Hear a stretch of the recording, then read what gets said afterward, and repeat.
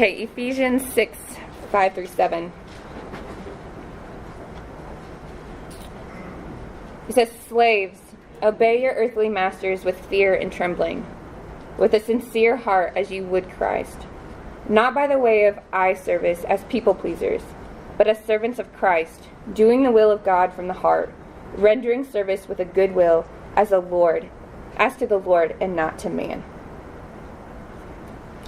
Slaves, obey your earthly masters with fear and trembling, with a sincere heart as you would Christ, not by the way of eye service as people pleasers, but as servants of Christ, doing the will of God from the heart, rendering service with good will as to the Lord and not to man. There's a lot to dive into here, but the word slaves is not the Western American idea of slaves. These are people who are paying off a debt and then being set free. But this is the closest picture that we have of what it looks like to be an employee and an employer relationship in Scripture. And we're going to use this to look to what does it look like to potentially love ourselves or to love and reflect the Lord. In here we see, first of all, that fear and trembling is a characteristic of what it looks like for obedience to a master. Are you looking to show honor and respect to the Lord and those in the authority that you're working for? Your supervisors, your higher-ups, all of them are worthy of respect and honor as if you were working for directly the Lord himself. In here, you're also called to have a sincere heart, rendering service with goodwill. Is there gratitude, joy, and purpose in mind as you go about your work? Is there a sincereness that you're not just taking this job lightly? For some of you, it's going to feel like that. It's going to be slow moments. You're going to be cleaning toilets or sweeping the grounds or, sending somebody up in the ride for the 300th time that day. But everything you do is meant to be done to the glory of the Lord with a sincere heart. Are you working unto the Lord or unto man? Rendering service to God or to man? Or are you doing the opposite? In verse 8 it says, "Not by way of eye service, merely looking the part or doing the minimum, as to not overexert yourself."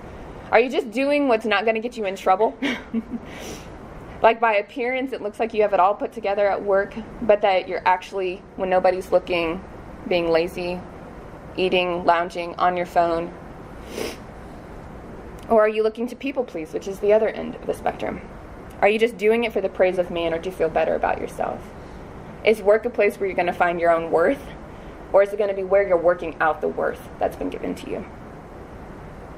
So there's 4 characteristics of how work will indicate who you're reflecting. Or categories, maybe. These are kind of like personal checks. When you think about these things, you get to run through them and say, who is it that I'm worshiping? How are these things being manifested? Who am I loving more? The Lord or myself? The first is going to be your attitude. Do you see within your actions eye-rolling, shrugging, disobedience? Or do you see gratefulness, an eagerness, or a willingness to serve? Language. What is your tone indicating? What is your word choice saying? Are you gossiping, complaining, or is there a sense of affirming and giving thanks? Timeliness. Are you honoring other people's time and their role? Are you taking your job serious and being prompt? I guess there's 5 of them. No, there's 4. Care. Are you caring for the things that have been entrusted to you? Whether that's machinery, merchandise, carts, money, uniforms, positions. Are you handling them with care and respect? I'm really grateful for our theme this summer because it's going to constantly call us back to whether God is worthy of all 4 of these things being submitted to who He is. So we are to image God as we work. And in addition to working to image God, we're also imaging campus outreach, and we're reflecting what we love the most. So in Genesis 1 and 2, we get work, and then Genesis 3, we get sin. Brokenness. Into the world enters another who whispers this dysfunctional view of work. that God's not good enough, the way that he's wired you, how he's put you in the garden to enjoy work out of an identity of him. He comes in and says, no. God's holding, he's refraining from giving you something. And as we bite into that, everything in us becomes dysfunctional. The way we reflect God becomes tainted, skewed, and we're no longer often able to reflect God the way that he deserves. Our bend is no longer an upward gaze to the Lord, but an inward gaze to self-promotion and self-protection. And we begin reflecting ourselves. Satan, who was tempting in the garden in chapter 2, is still tempting us today. And you guys are going to be tempted in several ways. And I want you to be aware of this. The way that we fight temptation is to be aware of the enemy's schemes and to then put on truth. So there's 2 types of temptations that are going to come at you this summer that you need to be aware of. Internal ones, which are going to often come from promptings within you, and external ones. Internal ones are kind of all about you. Work is about you. You're cared about reflecting yourself. These are like the lies that coming in, like, you need to rest, you're tired, you deserve this, it's okay, nobody will notice. But the temptation is to view work as merely a means to an end. Some of you coming down here view just your work as a means to get a paycheck to be present here. But your work is much more than that. It's not about just making money to pay for project, food, bills, whatever. It's not about security or comfort or control in this life. Your work actually has value. There's a book all about work up in the office, Every Good Endeavor by Tim Keller, and I'm going to read you a short piece about this. It says, the fact that God put work in paradise is startling to us because we often think of work as a necessary evil or even punishment. Yet we do not see work brought into our human story after the fall of Adam as part of the resulting brokenness and curse. It is part of the blessedness of the garden of God.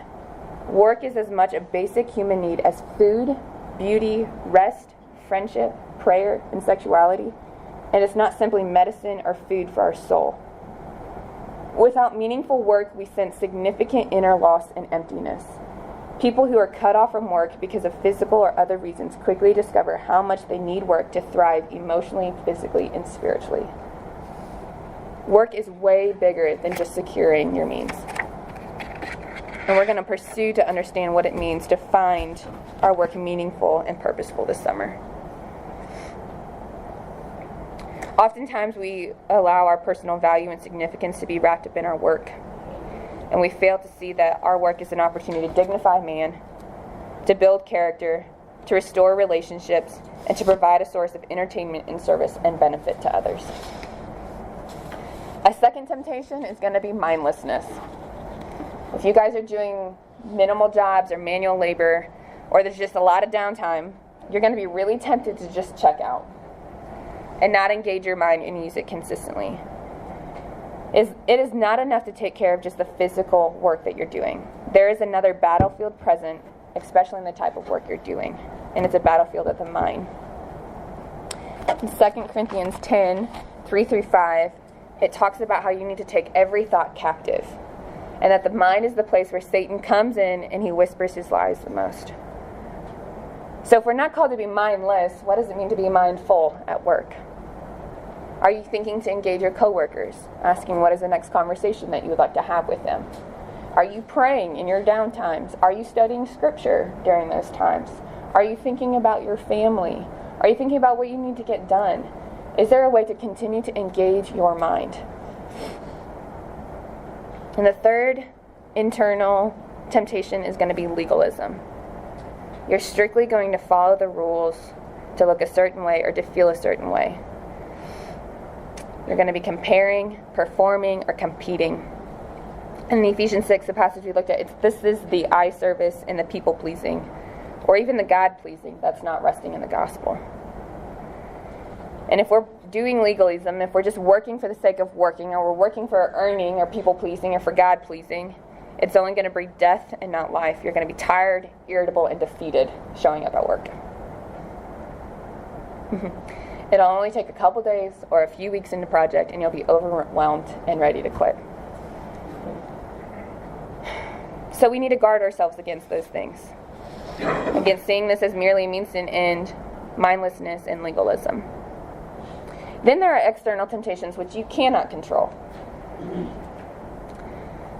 that you need to be aware of. When you're walking down to Alig's grounds, you need to know that these things are after you, so that you would bear an imperfect reflection of who God is. And we don't need help doing that. So the first one is relationships. Realistically, you're not going to get along with everyone you work with. Let's be real. Personalities clash. We don't enjoy some things. The way people do some things is frustrating and disappointing. Or we see laziness and we're working really hard, and there's just a lot of relationships that are going to easily tempt us to get frustrated, disappointed, raise our voice, walk off the job. And we need to be aware of that. We need to be asking God to give us a heart of compassion and patience and respect and gentleness in dealing with these people. Some of these people might be your supervisor. You might be doing a better job than they are. How are you going to deal with that? How do you still look at them in a level of respect and honor for them? Not necessarily their work, but as image bearers who have dignity and worth. You're going to be exhausted and tired. How fast this project goes and how much we throw at you is not in your control, it's in ours. And you're going to be tired. You probably already feel it, and you're in day 3. Welcome to project. You get a Sabbath coming up, so that's okay. And a day of rest on Wednesday. But just knowing that you're exhausted and working to fight that. Maybe that's planning better to go to bed earlier. Sorry for those with FOMO. It's a real thing, but sometimes you just got to fight it. Get some sleep, meet with the Lord, and go to work. The third thing is weather. Some of you are going to be standing in the rain, in the direct sunlight. You're going to be standing in water puddles. And we can't control those things. I'm not God, and if anybody else can control the weather, that would be kind of crazy. And the fourth thing is distractions. People are going to be texting you, calling you. There's going to be immaturity and a lack of Christian character on those you're working with, and so there could be advances and conversations and just a variety of things that can pull your attention away from what you're doing. And so we just want to know that there's so much that can come at us externally that we need to be aware of. If these are the things that are standing against us, and the call for us is to reflect God, what hope do we have? How are we able to reflect God and flee these temptations? And I want to say it's the gospel. It's the only hope we have to actually work this thing, do the work well, and reflect God. The gospel frees us from pursuing ourselves. It's kind of crazy. The passage that I was sitting in this morning, and the one that's written on my paper, is Galatians 2:20. Does anybody know that? Galatians 2:20.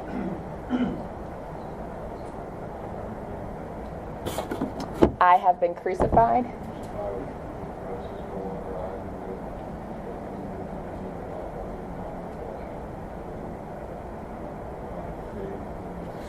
Son of God, who loved me and gave himself for me. Yes. Thanks, Luke. I have been crucified with Christ, and it is no longer I who live, but Christ who lives within me. In the life I now live in the flesh, I live by faith in the Son of God, who loved me and gave himself up for me. The only way that we can break down the inner temptations and the external temptations is to realize that you are not meant to promote yourself. You have been crucified with Christ. You have been given a new life, and the life that you're going to seek to protect and promote all summer long is not worth it. God purchased it and is reclaiming it for himself. He alone is what is worthy to live for. So when you're feeling under attack, or that supervisor just calls you out, or the other person's being lazy, you have lost the privilege to promote yourself in Christ. And he has given you a better identity to begin living in.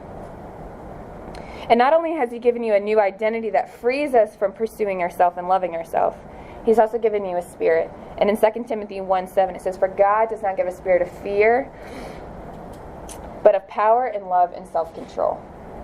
Like, that we can actually step into work believing that he's going to empower us to love these people, to walk in self-control, and to have power to overcome.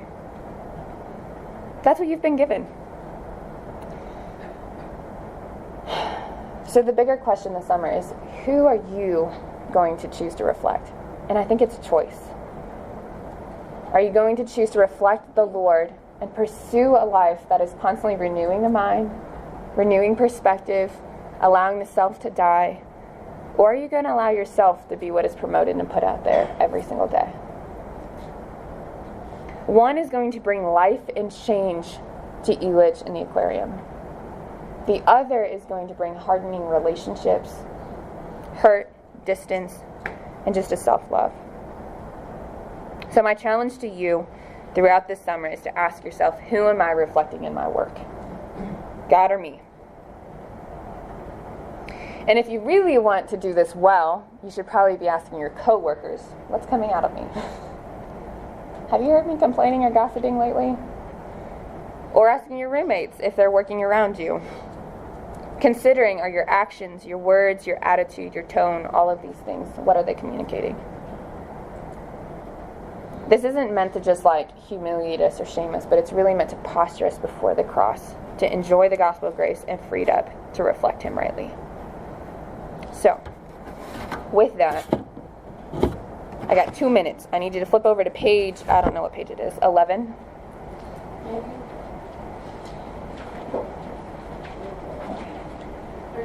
Thirteen.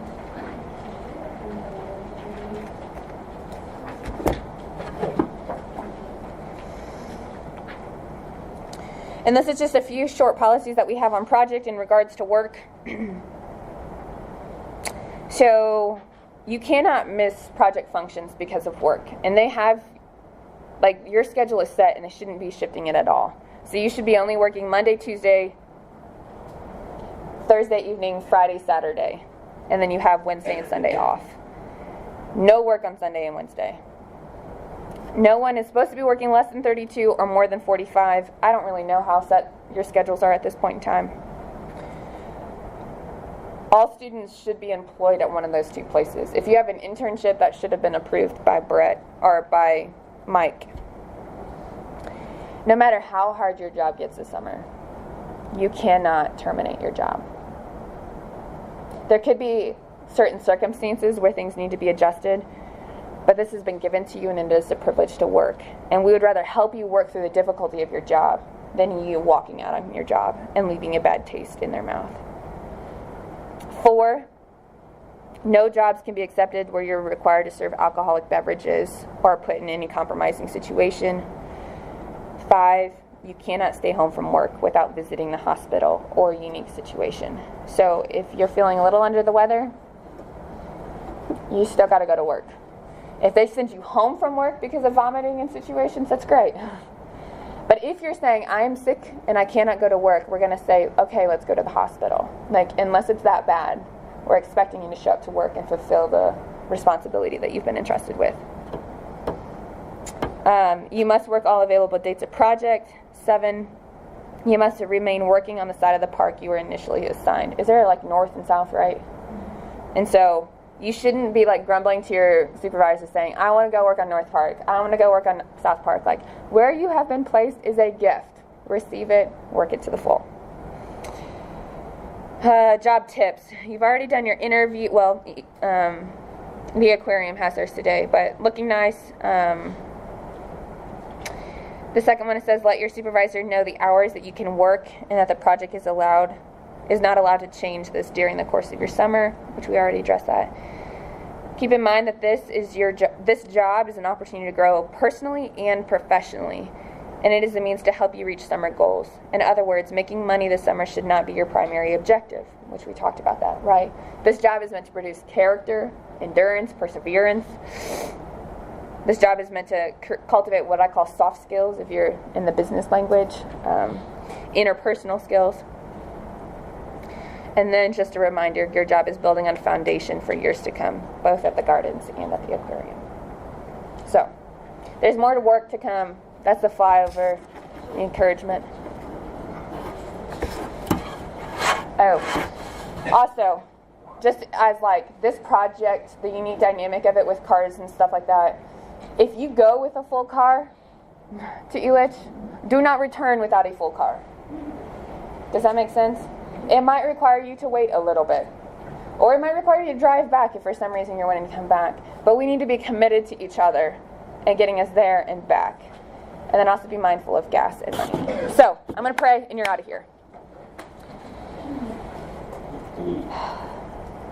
God, too often we are tempted to view work with such drudgery and frustration, whether that's because of internal motivation or external circumstances. And God, I pray that you would help us to understand that work is good and meaningful and is meant to bring life and joy to us, that it was in the garden before the fall.